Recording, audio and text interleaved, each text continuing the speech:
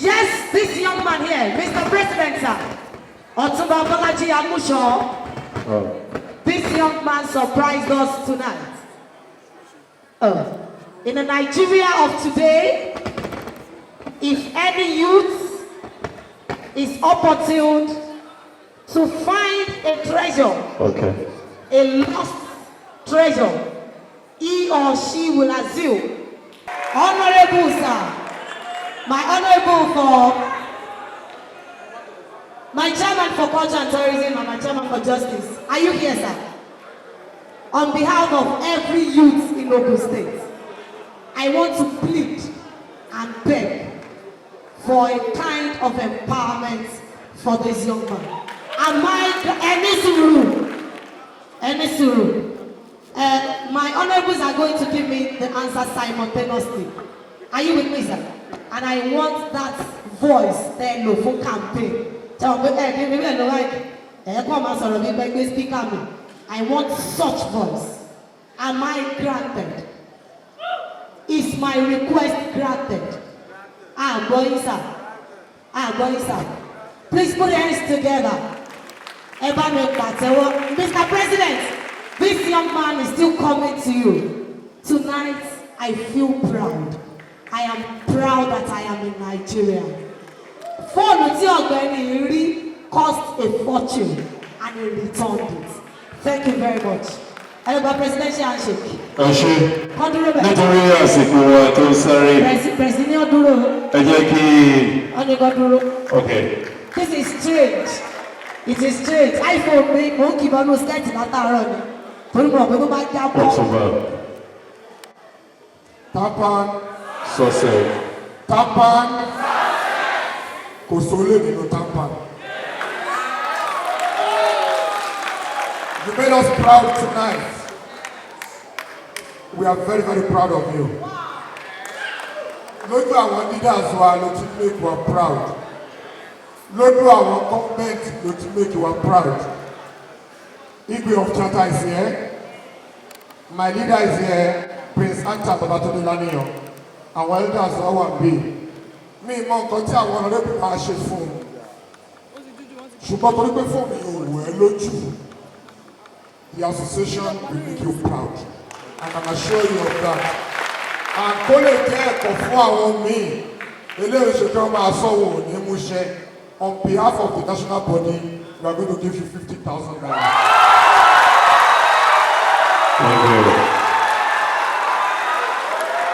Please, go for your presidential handshake, your gubernatorial handshake.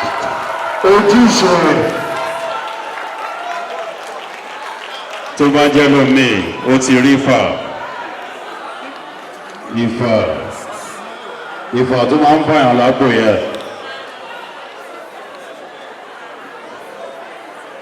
Adéjòjò. Yes, my honorable want to say something. My honorable want to say something. Honorable Adéjòjò. Wow. Go. No. Yeah, double. Tampag.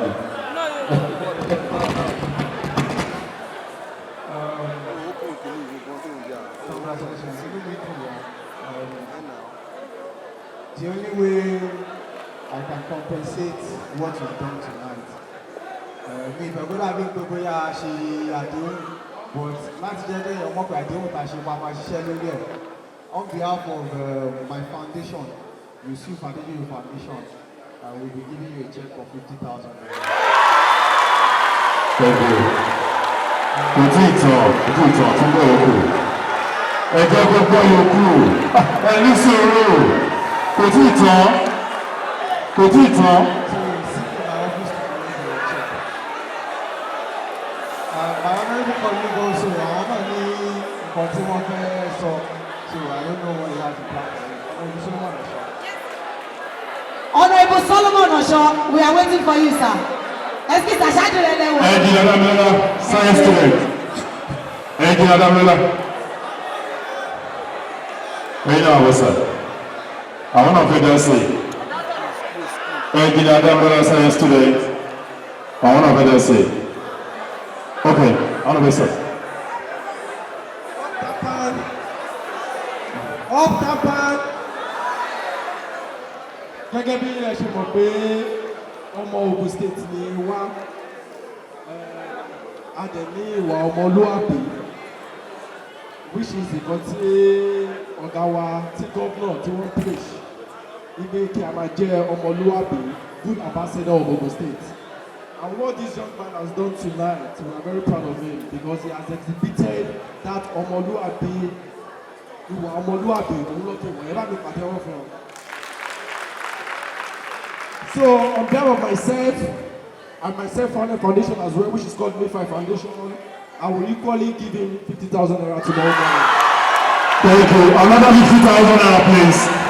Another 50,000 naira, please. Oh, another 100,000 naira. Tampan sausage. Inú mi dùn láti rí young man yìí. Wọ́n jọ mí tí bá wéjì wá bóyá a kàn máa yàtọ̀ díẹ̀díẹ̀. Orúkọ tèmi ni Engineer Olúrántí Dámilọ́lá. Gbogbo àwọn èèyàn níta lọ́wọ́ ta wà yìí, wọ́n believe pé young boy tó bá ti náwó, ó ṣe yahoo ni, tàbí kó jẹ́ kó ń jalè. But máa yìí ó proof wọn wrong pé a ṣì rí àwọn youth ní Nàìjíríà ti jẹ́ wípé a lè sọ òtítọ́, a dẹ̀ lè ṣe òtítọ́. So ní orúkọ tèmi Dámì, mo kọ́kọ́ fẹ́ béèrè pé èló gangan ló ń ta fóònù tẹ̀rí yẹn. Ẹ jẹ́ ká wo fóònù yẹn. Tẹ bá pàmì. Fún ẹ lọ. Hello. 250K. All right. Àbíká pé 300,000. Ṣé a lè rí fóònù yẹn? Fóònù yẹn dà. Ẹni ẹ ti lọ. Sir. Ẹni ẹ ti lọ. Bóyá ṣọ́fẹ́ ìyàwó ẹ̀ fún abẹ́rẹ́ fún lówó. Samsung kí náà pè X9. Samsung lèmi náà ń lò, mo mọ iye tó tó. Okay. Èló lẹ pè náà? Wọ́n ní 250. Ní orúkọ Engineer Rántí máa fún ní 250 yẹn. Wow.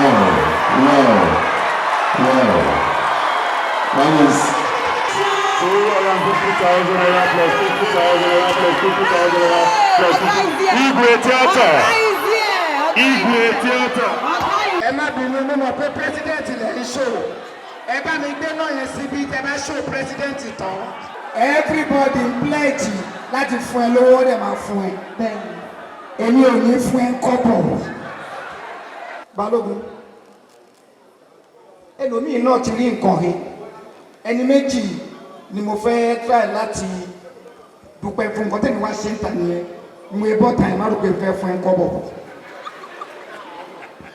ṣùgbọ́n nǹkan tí mo fẹ́ ṣe yẹn equal to owó náà ni ẹlòmíì rí fóònù he nígbà tá a ti ń ṣe nǹkan bí tàbí orí nǹkan tó wà valuable ju fóònù lọ ó rí he wọ́n kí wọ́n dẹ̀ bọ̀ lọ́wọ́ wọ́n gba nǹkan yẹn lọ́wọ́ ẹ̀ ó dẹ̀ lọ onítọ̀hún náà àwọn tó bọ̀ lọ́wọ́ náà wọ́n ti kí ṣùgbọ́n mo fẹ́ kí ìwọ tí orí he tó mú sílẹ̀ mo dẹ̀ fẹ́ kí àwọn tó fi ẹ́ hàn torí wọ́n fi ẹ́ hàn ló ṣe jẹ́ good example lójú everybody now torí pé wọ́n fi ẹ́ hàn Imalian boy wá sọ fún èdè ok Imalian man ó wá sọ fún èdè wọ́n wá polongo ẹ̀ wọ́n fi ẹ́ hàn èmi náà dúpẹ́ lọ́wọ́ àwọn tó ṣe torí láì fi ẹ́ hàn ó ti ṣoore wọ́n dẹ̀ ti kí ẹ fífi wọn tó fi ẹ́ hàn yẹn ló jẹ́ gbogbo eléyìí ó wá jẹ́ kan fún ẹlòmíì láti play irú róòlù tiẹ̀ kí Ọlọ́run lè fi òun náà hàn Ọlọ́run ò ní fi ẹ́ hàn láwọn pa ọ́ God bless you ẹ ṣe ẹ̀ Thank you very much. Nami, congratulations. Vice President. Ọ̀gára Anta Laniyan. Anta Laniyan. The handsome man with the white hair. Ọ̀gára. I am very, very proud of you. Today, boldly I say to you, I'm a proud Tampa. Tampa! Anytime you're ready to make a movie,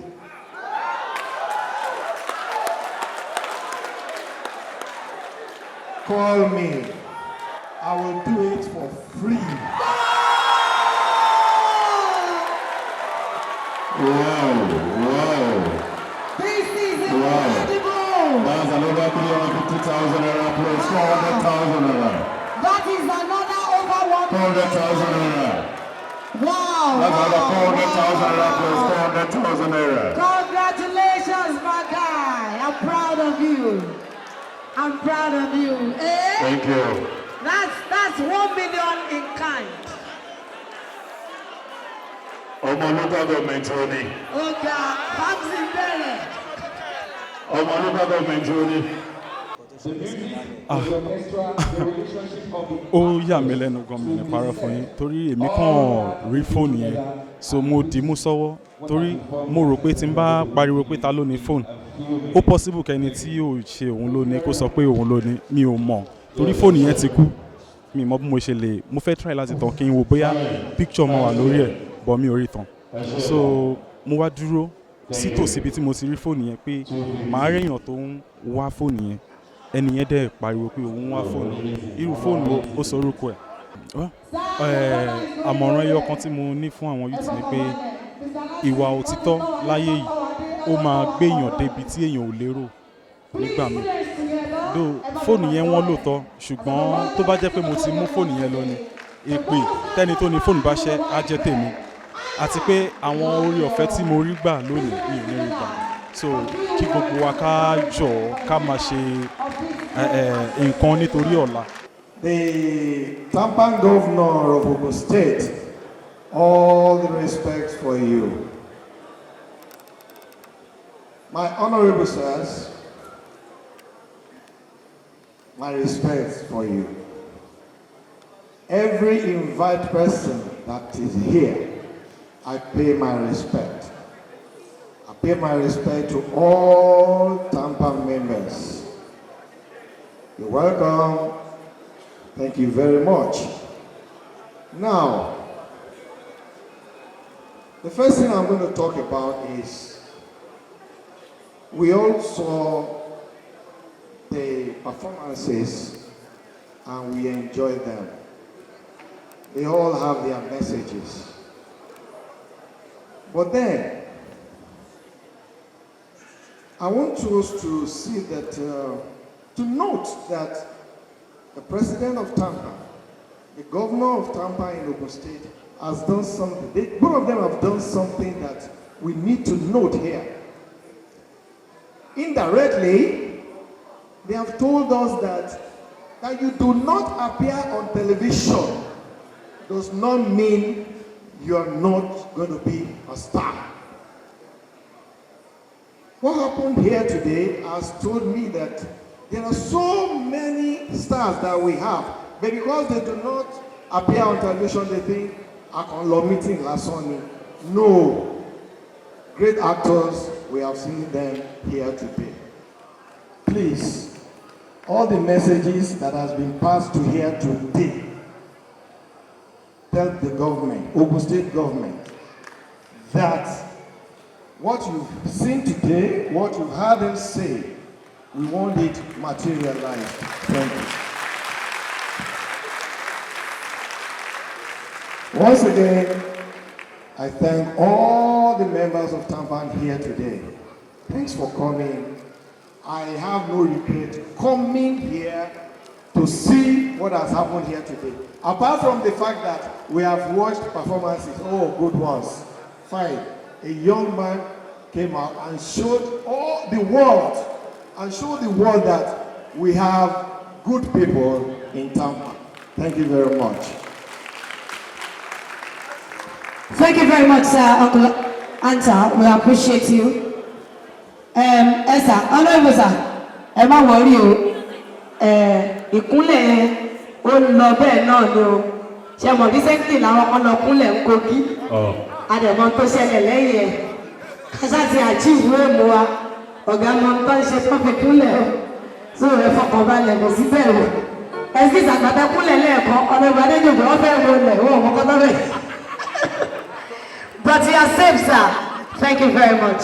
Ẹjọ́ kò ní. Ṣẹ́gun ẹjọ́. Ẹjọ́ torí Ọlọ́run. In few minutes, we'll be announcing the winners for today's competition. But before then, we'd like to have a brief interlude. Ọláyà Igwe ọ̀gá mi, Your Majesty sir, ẹ ti sọ̀rọ̀ ẹ̀ ní sọ̀rọ̀ tán. Iṣẹ́ tẹ́nìkan ṣe tó fi ní lárí, òun lẹ́nìkan ṣe tó fi jẹ gbèsè. Ọlọ́run sọ wípé òun ṣe kò gẹ́rẹ́ ni, kọ́lọ́ jẹ́ gbogbo wọn ṣe kò gẹ́rẹ́. Ẹlòmíà rí fóònù yẹn bẹ́ẹ̀ yẹn, a fẹ́ fún ẹni tó ní, wọ́n á tún gbà lójú wọn ló fẹ́ jí ni ó lọ ni. Olúwa sọ ó ní èmi yóò ṣe àánú fẹ́ni tèmi yóò ṣe àánú fún. Gbogbo àwọn tí wọ́n pledge pátápátá ni wọ́n ti fún ọmọ yẹn lówó ẹ̀. Ẹgbẹ́ nìkan ni ò tí ì fún, àdèmà fún láàárọ̀ Monday torí kì í ṣowó mi, owó ẹgbẹ́ mi. That I can assure you. Àwọn ọ̀gá mi wà bíi tàjọ́ ń ṣe ìjọba.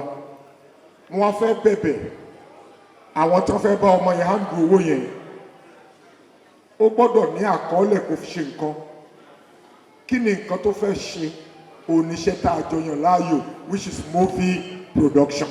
Wo Igwe kó lè máa rí nǹkan fi jẹun kí fíìmù yẹn tó jáde, kí wọ́n wá fi fíìmù yẹn promote ẹ̀ kí àwọn èèyàn lè mọ̀ wípé ó dáa kéèyàn máa sọ òtítọ́. That is number one. Tampan, distinguished members of the State House of Assembly, sir. Mo fẹ́ bẹ̀yìn níṣẹ́ kan sá fún gómìnà wa, His Excellency Prince Dapo Abiodun, MFR, the Executive Governor of Ogun State. We are not government enemy. We are entertainers, a social critics, social crusaders, tí à ń kìlọ̀ wà bàjẹ́ fáwọn èèyàn. Tásìkò election bá dé, oníkálùkù á play role ẹ̀. Tẹ́lẹ̀ṣọ́ bá lọ, tí governance bá ti dé, gbogbo àtúnjọ padà láti develop the state and the country at large. We need to take care of them if we want to live up to our responsibility as a leader of the association and the profession.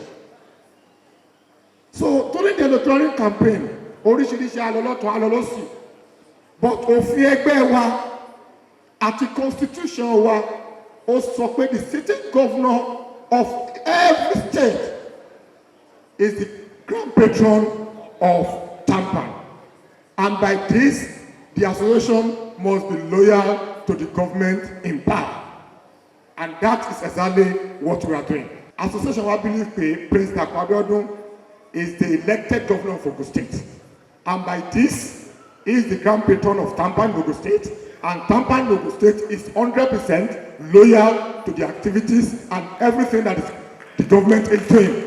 That I can assure you. Àwọn èèyàn lè sọ oríṣiríṣi, but you are closer to the government. This cultural center is our house. We appreciate the governor. Bí bàtà fún wa ní wọ́n kàn ní kára owó kára dísù ni stipend wọ́n kàn gbà lọ́wọ́. That we appreciate. We want to have a cordial relationship with the government of Ogun State. We want to augment the effort of the government by using our celebrity status to propagate all the good things that the government has been doing. That we appreciate if you can deliver our message. God bless you, sir. On a personal note, I want to especially thank you, sir. Ẹ wá láti ẹ̀ka ìjókòó, ẹ tún wá tọwọ́ bàkù, ẹ tún náwó fọmọ ẹgbẹ́ wa. Àwọn ọ̀gá wa náà tó ti ń kún sẹ́yìn pé ṣé kò dé àwọn lọ́wọ́ báyìí. Ẹ wá action, ẹ wá action, ó ti wá àwọn aládé kọ́ mọ ẹgbẹ́ sórí ilé oṣù òdìrà wọn lọ́wọ́ báyìí, òdìrà wọn lọ́wọ́.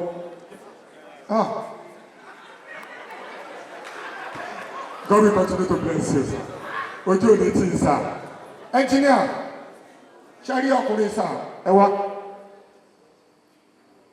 Ṣe ọkùnrin oní tíátà ló yẹ kó jẹ́.